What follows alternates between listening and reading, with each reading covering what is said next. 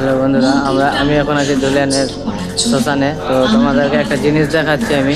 তো আশা করছি ভালো হবে দেখতে, তোমাদেরকে দেখে খুব সুন্দর লাগবে। তো চলো তোমাদেরকে দেখাই। এই দেখো, এখানে এখানে কত বড় শিব মন্দির শিব ঠাকুর আছে। দেখো এখানে এখানে অনেক বড় শিব আছে। তো 10-15 ফিট 10-15 হাতের মতন হবে। এখানে অনেক সুন্দরভাবে আছে। তো তোমার দেখে যে যে আসবা এখানে ধুলিয়ানে সে দেখতে পাবা। ধুলিয়ান শ্মশানে যারা আসবা, তো এখানে অনেক বোট আছে মন্দির, আর দেখতে খুব সুন্দর আছে।